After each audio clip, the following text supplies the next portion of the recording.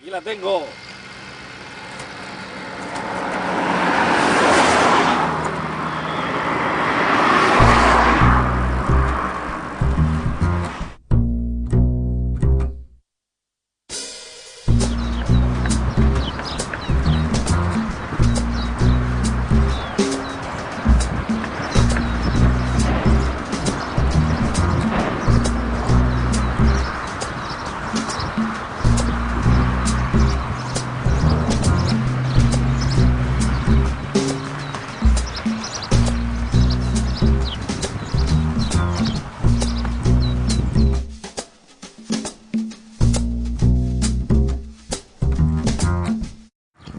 A los 14 años dibujaba y eso, empezaba a pintar. Pero después ya me eché la novia y me lo quitó todo. Y estuve una porrada de años sin hacer nada. Y después cuando ya tenía a los chiquillos, que los tenía grandes y eso, entonces ya más o menos digo, pues voy a empezar otra vez. Y ya pues me decidí a pintar otra vez y eso, hasta ahora.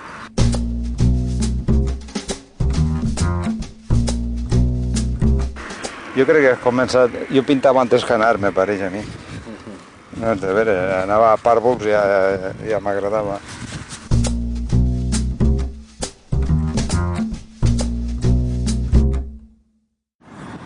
Jo estic mal de ronyons. I als 10 anys me van detectar la enfermedad d'Ixer i vaig estar un any en el llit.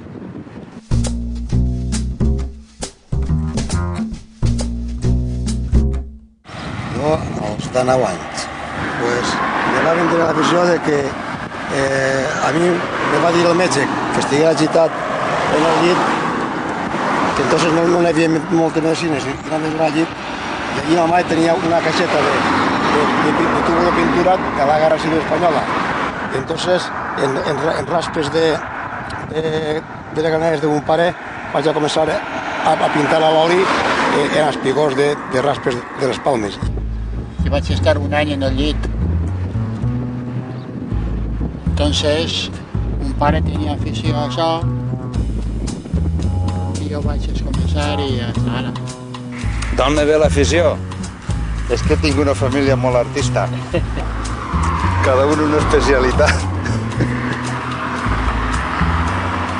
¿De dónde? Pues mira, no sé, de dónde viene. Me gustaba ir a bar. Yo no tengo a nadie que sea de...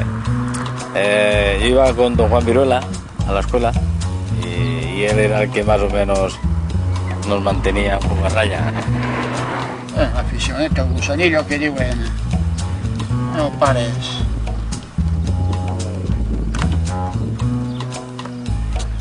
Hem agarrat això amb molta serietat. Necessite pintar, necessite.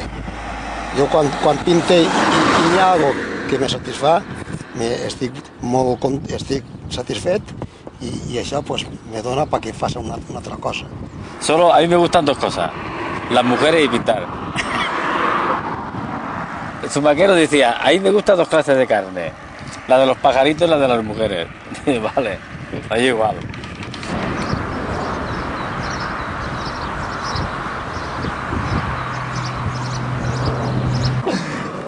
A ver.